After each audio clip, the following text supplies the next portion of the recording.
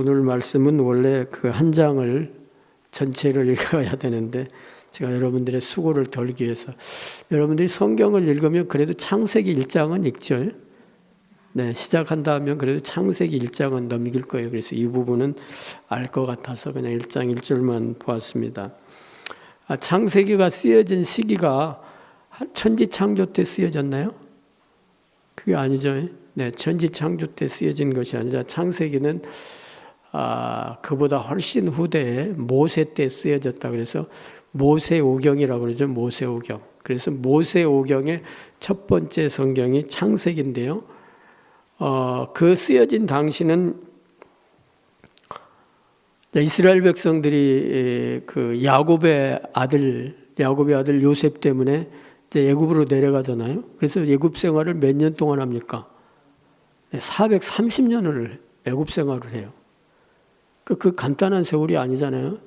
10년 몇십 년도 아니고 430년 동안 애굽 생활을 하는 이 사람들에게 이제 하나님께서 그들의 고통 소리를 들으시고 모세를 세우셔서 이스라엘 백성들을 인도하여 내시잖아요. 그러면서 이제 십계명과 또 이렇게 모세오경을 하나님이 주신 것이에요. 그러니까 그때 창세기가 쓰여진 것입니다. 여러분들 우리 어렸을 때부터 신앙생활한 분들에게 제가 태초에 하나님이 천지를 만드셨습니다. 그러면 그래서요 뭐 어쩌라고요? 이렇게 대답할 수 있잖아요. 너무나 의심해 본 적이 없어요. 어렸을 때부터 믿었고 지금도 조금도 의혹을 가져본 적이 없고 그렇기 때문에 그러나 이 말씀이 쓰여진 당시는 그런 때가 아니었다고 하는 것입니다. 400여 년 동안에 계속 그들은 애굽 사람들의 강력한 힘에 의해 통치됐고 또 그 눈으로 애굽에서 행해지는 여러 가지 우상을 섬기는 문화 속에 살았고 물론 이제 부모들을 통해서 계속해서 하나님의 얘기를 듣고 창조 얘기 여러 얘기들을 들었겠죠. 그러나 그 주변은 어때요? 늘 다른 이방 문화 속에서 살았다고 하는 것이죠. 그리고 그들은 많은 사람들이 있었지만 여전히 그 애굽의 바로의 압제 아래서 허덕이고 힘든 삶을 살았습니다. 그래서 하나님께서 모세를 세우셔서 그를 이스라엘 백성들을 인도해 내신 것 아닙니까? 그들에게 그런 수백 년 동안의 이 이방 문화 속에서 우상을 섬기던 그런 문화 속에서 살았던 이 사람들에게 주어진 말씀이라고 하는 것을 우리가 먼저 기억해야 됩니다. 그래서 이 우주 만물 모든 것이 뭐 애굽의 신도 아니고 가나안의 신도 아니고 블레셋의 신도 아니고 하나님이 창조하셨다고 가르치는 것입니다. 하나님이 창조하셨습니다. 그래서 또 한 가지는 우리가 생각할 것은 이 모든 창조에 앞서서 이 창조를 행하신 누가 계시다고 하는 것을 우리에게 말씀하는 것입니까? 하나님이 계시다는 것이에요. 이 창조 전에 하나님이 계셨다고 하는 것입니다. 하나님이 정말 계시는가? 그런 의혹 가져실 때 있으시지 않나요? 하나님이 나를 사랑하시기는 하는가? 하나님이 내가 순종해야 할 만 합당한 그런 분인가? 그런 질문을 스스로 던져볼 때도 있을 것입니다. 그러나 오늘 성경에서는 태초에 하나님이 천지를 창조하셨다고 분명히 선언하고 있습니다. 이 말씀은 이 세상에 아무것도 없는 그 상태, 아무것도 존재하지 않는 그 상태에서 하나님이 계셨다고 하는 것이죠. 그리고 그 창조 안에 하나님이 만드신 그 세상 안에 우리도 포함되는 것이죠. 그래서 우리가 이 세상의 만물을 보면 누구를 생각해요? 하나님을 생각하는 것이죠. 제가 이 성지순례 갔을 때 아주 캄캄할 때 시내산을 올라갔는데요. 정말 멋있더라고요. 하늘에 그 별들이 막 쏟아져 내릴 것 같아요. 우리가 도해지에서 바라보는 희끄무레한 별하고는 다른 존재 자체가 다른 느낌이에요. 아주 영롱하게 반짝반짝하는 별을 보면서 누구를 생각합니까? 하나님을 생각하는 것이죠. 그분을 그 세계를 지으신 하나님을 생각하는 거예요.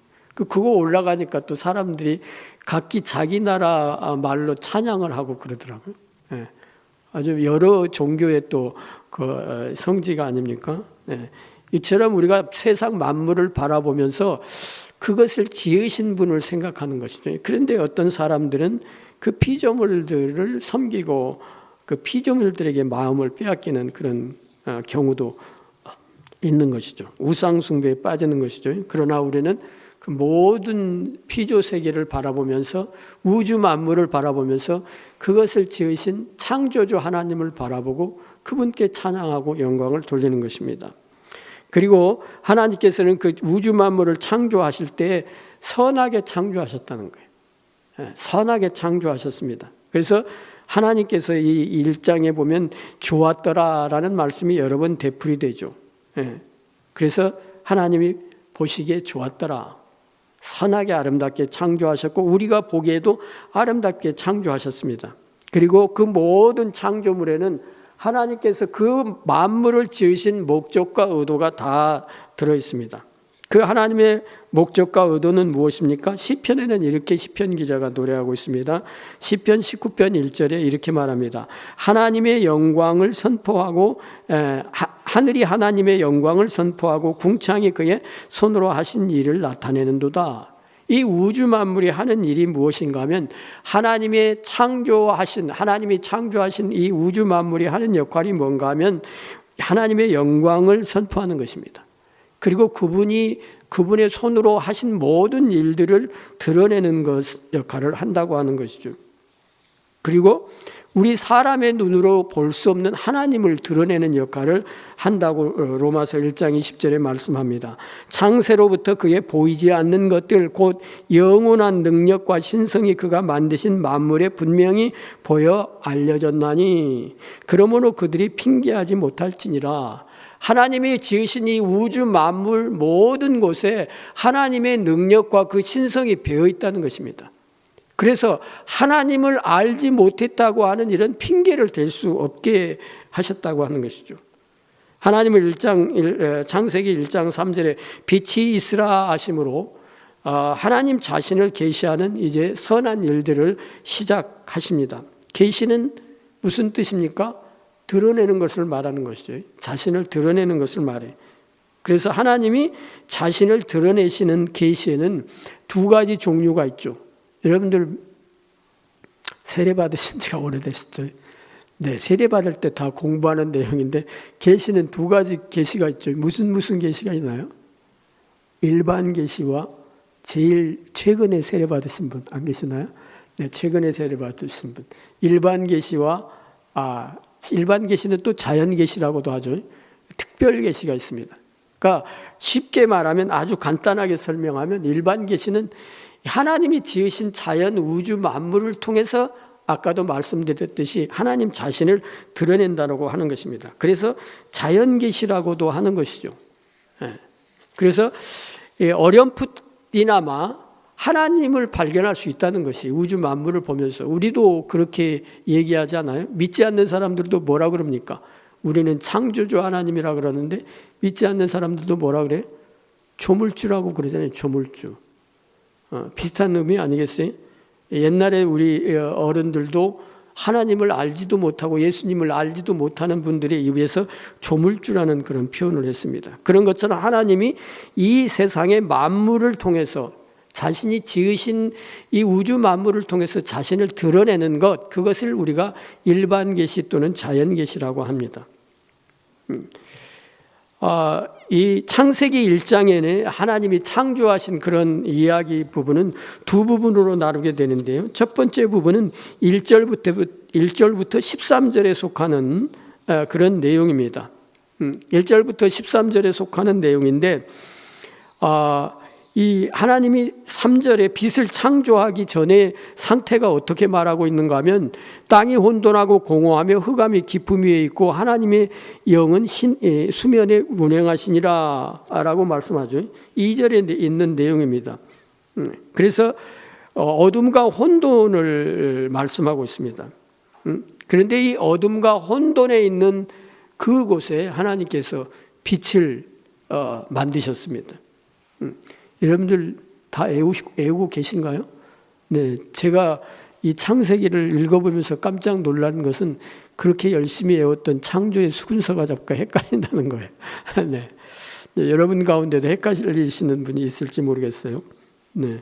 이 빛이 있으라고 하셨습니다. 그래서 이 혼돈 속에서 하나님께서는 빛을 창조하시고 질서를 허락하셨습니다. 그래서 하나님께서는 낮과 밤, 그리고 하늘과 땅, 그리고 바다를 만드심으로 자신을 계시해 주셨습니다.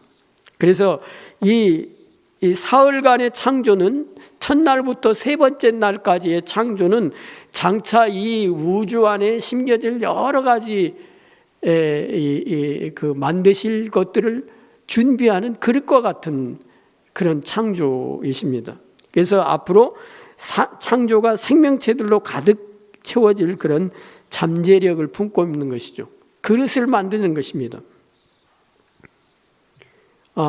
해와 달을 창조하시고 또 이것은 해와 달은 언제 창조하시죠? 네 번째 날에 창조하시죠, 여러분들. 1월 성신을 네 번째 날에 창조하시는데 이 해와 달을 창조하시는데 이 해와 달은 경배의 대상이 아니죠. 경배의 대상이 아니라 하나님의 질서를 유지하고 세상 가운데 그 빛을 비추는 역할을 하는 것입니다. 그리고 그 빛을 통해서 이 땅에 자라는 식물들, 또 그 식물을 취하는 동물들 모든 것에 영향을 미치는 활력을 불어넣는 역할을 하게 되는 것이죠. 그리고 빛을 통해서 세상의 시간과 연한 그런 질서들을 지으십니다. 그리고 세 번째 날까지 만드신 그 자연의 순서는 우리 하나님이 지으신 다섯 번째 지으신 동물과 또는 또 여섯 번째 지으신 이 동물과 또 사람들과 그 세상에서 살 수 있도록 질서 정연하게 배열합니다. 그래서 하나님께서 이 모든 것을 창조하심으로 그 아버지로서의 그분의 창조를 돌보고 계신다고 하는 사실을 드러내 보여주고 있습니다. 그리고 이제 그 세 번째 날까지 지은 이 창조의 공간 안에 하나님께서 이제 그 모든 것을 채우시죠. 그래서 이제 여러분들 아시듯이 한번 우리 생각해 볼까요?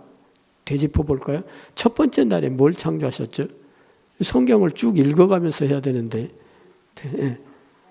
뭘 창조하셨습니까? 네, 빛을 창조하셨습니다. 그 다음에 두 번째 날에 뭘 창조하셨죠? 네, 궁창을 창조하셨어요. 6절에 6절에 보니까 하나님이 이르시되 물 가운데 궁창이 있어 물과 물로 나누라 하셔서, 궁창은 쉬운 말로 하면 뭡니까? 하늘이죠. 하늘을 지으신 것이에요. 그래서 두 번째 날은 궁창을 지셨어요. 그러면 세 번째 날은 뭘 지셨나요? 10절에 하나님이 땅을 묻힐 땅이라 부르시고 모인 물을 바다라 부르시니 하나님이 보시기에 좋았더라. 세 번째 날은 바다와 육지를 지으셨습니다. 바다와 땅을 지으셨다고 하는 것이죠. 그래서 그곳에 바다와 땅을 지으시면서 땅에 여러 가지 이제 씨 맺는 채소와 나무들을 자라게 하셨다고 그렇게 말씀합니다. 그래서 세 번째 날은 이 바다와 땅을 지으셨다고 그렇게 말씀합니다. 그 다음에 이제 그런 여러 가지 땅과 하늘을 지으시면서 그 공간 안에 존재해야 할 것들을 이제 하나님이 지으셨어요. 그것이 이제 14절부터 나타나는 것이죠. 하나님이 이르시되 하늘에 궁창에 있어 궁창에 광명체들이 있어. 이건 뭘 말하는 걸까요? 내가 쉽게 말하면 1월 성신을 말하는 거예요. 우리 젊은 분들은 주일학교 졸업한 지 얼마 안 돼서 잘 기억하시죠? 네, 1월 성신을 만들었습니다. 해와 달과 별들을 하나님이 지으셨다고 하는 것이죠. 그래서 하나님이 그 질서정연하게 마련한 그 공간들에다가 지으신 것입니다. 그리고 물고기를 통해서 바다를 채우시고 또 새들을 만드셔서 공중에 하늘을 채우시고 또 하나님은 생물을 바다에 충만하게 채우십니다. 그리고 이것들 만드는 것들을 통해서도 하나님이 당신이 어떠한 분이시라고 하는 것을 계시해 주고 있다고 하는 것입니다. 바로 하나님의 창조의 의도와 목적은 아까도 우리가 보았듯이 하나님의 그 충만하신 영광, 그분의 능력과 신성을 그 만물들 속에서 발견할 수 있도록 그렇게 하셨다고 하는 것입니다. 그리고 그 모든 것을 만드셨는데 그 만드신 것들은 누구를 통해서 만드셨는가 하면 예수 그리스도와 함께 만드셨다고 말씀합니다. 그것이 이제 고린도전서 8장 5절 6절에 있는 말씀인데요. 이렇게 말씀하고 계시죠. 고린도전서 8장 5절부터 6절에 비록 하늘에나 땅에나 신이라고 불리는 자가 있어 많은 신과 많은 주가 있으나 그러나 우리에게는 한 하나님 곧 아버지가 계시니 만물이 그에게서 났고 우리도 그를 위하여 있고 또한 한 주 예수 그리스도께서 계시니 만물이 그로 말미암고 우리도 그로 말미암아 있느니라 이렇게 말씀합니다. 그래서 이 만물이 하나님이 다 지으신 것이 아니라 그 만물을 지으실 때 누구도 함께 하셨다고 하는 것을 말씀하십니까? 예수 그리스도가 함께 하셨다고 하는 것을 말씀하세요. 이 말씀보다도 여러분들에게 더 많이 익숙한 말씀이 어떤 말씀인가 하면 요한복음 1장 1절부터 3절에 있는 말씀이에요. 여러분들 많이 기억하실 것이 우리 함께 한번 읽어볼까요? 태초에 말씀이 계시니라 이 말씀이 하나님과 함께 계셨으니 이 말씀은 곧 하나님이시니라 그가 태초에 하나님과 함께 계셨고 만물이 그로 말미암아 지은 바 되었으니 지은 것이 하나도 그가 없이 된 것이 없느니라 그랬습니다. 만물이 누구로 말미암아 지어졌다고요? 예수 그리스도로 말미암아 지어졌다고 그럽니다. 태초에 말씀이 계시니라의 저 말씀은 예수 그리스도를 말씀하시는 것이죠. 이 말씀이 하나님과 함께 계셨답니다. 그래서 그 말씀은 누구라고요? 곧 하나님이시랍니다. 그분이 누구예요 또? 예수 그리스도시에요. 그래서 그분은 태초에 하나님과 같이 계신 분이시고 또 하나님뿐만이 아니라 이 세상의 만물이 다 그분으로 말미암아 지은 바 되었다고 그렇게 말씀합니다. 하나도 예수 그리스도가 없이 된 것이 없다고 그렇게 분명히 밝히고 있는 것이죠. 그래서 만물은 하나님의 아들로 말미암아 존재했다고 그렇게 말씀합니다. 그래서 우리는 이제 아까 우리가 보았던 하나님이 자신을 드러내시는 것을 뭐라고 그랬다고 말씀드렸죠? 계시라고 했죠. 계시. 그래서 아까 우리가 배운 계시는 무슨 계시였어요? 일반 계시 또는 자연 계시. 하나님이 지으신 우주 만물을 통해서 어렴풋이 그분의 이 존재와 영광과 신성을 그 안에서 발견하게 되는 것이죠. 그런데 이 자연 계시, 일반 계시를 통해서는 우리가 온전하게 그 하나님의 영광을 들여다볼 수 없습니다. 그것은 무엇인가 하면 무엇 때문인가 하면 로마서 1장 18절에 말씀하고 계신데요. 하나님의 진노가 불의를 막는 사람들의 모든 경건하지 않음과 불의에 대하여 하늘로부터 나타나느니 불의라고 하는 것입니다. 불의. 죄의 문제가 드러났다는 것입니다. 죄가 드러남으로 인해서 하나님의 그 이 신성을 온전히 사람들이 바라볼 수 없게 한 것입니다. 그래서 하나님께서 특별한 계시를 우리들에게 허락해 주셨습니다. 그 자연과 우주 만물을 바라보는 것을 가지고는 하나님께 온전히 나갈 수 없기 때문에 하나님이 이 특별 계시를 허락해 줬는데 그 특별 계시의 중심은 누구신가 하면 바로 예수 그리스도시죠. 그래서 하나님은 아들로 말미암아 만물을 창조하셨지만 또 그 아들 안에서 특별한 일을 행하셨습니다. 아까도 말씀드렸듯이 죄로 말미암아 하나님을 온전히 알 수 없고 하나님께 가까이 나아갈 수 없는 그 인생들에게 예수 그리스도를 허락하셨습니다. 그리고 예수 그리스도를 십자가에 내어 주심으로 온전한 그 특별 계시를 우리에게 허락하신 것입니다. 그러니까 그 특별 계시의 중심은 누구신가 하면 성경일 뿐만 아니라 그 성경의 중심 인물은 예수 그리스도라고 하는 것이죠.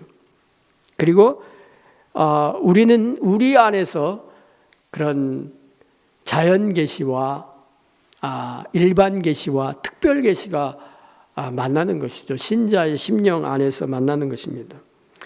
우리 인생을 통해서 하나님께서 그분의 영광을 드러내시는데 어떤 인생이냐?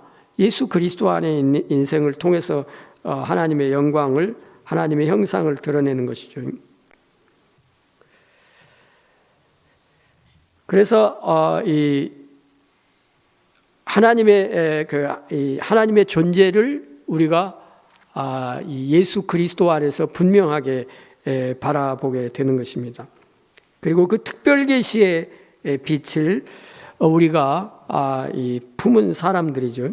마태복음 5장 14절 16절에 너희는 세상의 빛이라 산 위에 있는 동네가 숨겨지지 못할 것이요 사람이 등불을 켜서 말 아래 두지 아니하고 등경 위에 두나니 이러므로 집안 모든 사람을 비추느니라. 이같이 너희 빛이 사람 앞에 비추게 하여 그들로 너희 착한 행실을 보고 하늘에 계신 너희 아버지께 영광을 돌리게 하라 라고 말씀합니다.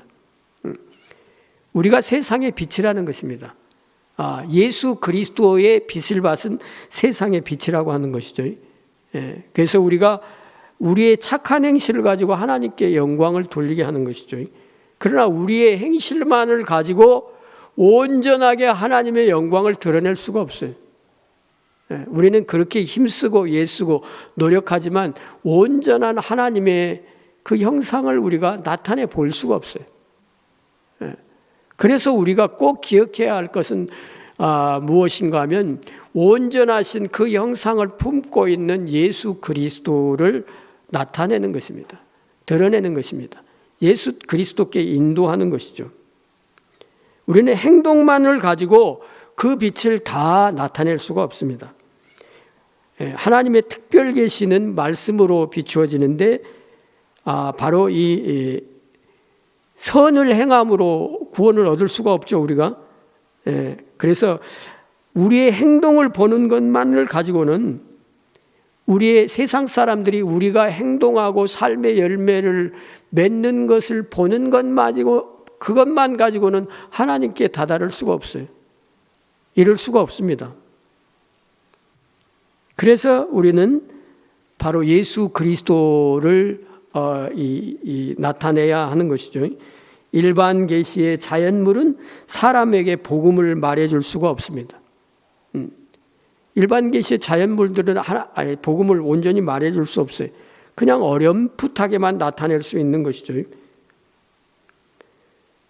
우리는 그 불순종으로 하나님의 원수가 되었지만 하나님께서 우리에게 예수 그리스도를 보내주심으로 그분이 우리를 대신해서 이 죄의 문제를 해결해 주심으로 하나님께 나아갈 수 있는 길을 허락해 주신 것이죠. 그리고 하나님의 창조는 죄로 말미암아 어그러지고 흐트러졌지만 예수 그리스도를 통해서 우리를 새롭게 창조하신 것입니다. 그리고 하나님께 나아갈 수 있는 길을 허락하셨다고 하는 것이죠. 그래서 우리는 우리 자신이 삶으로 예수 그리스도를 드러내고 빛을 나타내기도 하지만 그것은 온전하게 복음을 드러낼 수가 없어요. 그래서 우리가 복음을 드러낼 수 있는 가장 분명한 방법이 뭐예요? 예수 그리스도를 우리가 드러내고 예수 그리스도께 인도하는 그런 삶을 살아야 되는 것이죠. 그래서 따라서 우리는 예수님을 세상에 나타내도록 복음을 드러내도록 힘쓰며 살아야 된다고 하는 것입니다. 아무리 우리가 이웃을 사랑하고 섬기고 이웃을 위해 봉사한다고 하지만은 예수 그리스도를 드러내지 않고 예수 그리스도를 전하지 않으면 세상의 나무나 산이나 많은 자연물들처럼 하나님을 드러내기는 하지만 하나님을 선명하게 온전히 드러낼 수 없는 것처럼 그런 상태가 된다고 하는 것입니다. 그래서 우리는 우리의 삶과 동시에 누구를 드러내야 돼요? 예수 그리스도를 나타내야 됩니다. 여러분의 삶을 통해서 예수 그리스도를 증거하고 나타내 보여야 된다고 하는 것입니다. 그러므로 우리는 온전한 하나님의 창조를 세상 사람들에게 나타내 보여줄 수 있습니다. 오늘도 우리에게 이 천지 우주 만물을 하나님이 창조하셨다고 하는 것과 하나님이 그것을 선하게 창조하셨다고 하는 것과 또 그 모든 창조는 예수 그리스도로 말미암아 함께 창조하셨다고 하는 것입니다. 그리고 그 온전한 예수 그리스도 안에서 하나님의 구원에 다다를 수 있다고 우리들에게 말씀합니다. 그 복음을 여러분들이 여러분만 가지고 있는 것이 아니라 세상 사람들에게 힘써 증거하고 예수 그리스도를 나타내는 삶을 사시기를 예수님의 이름으로 축원합니다.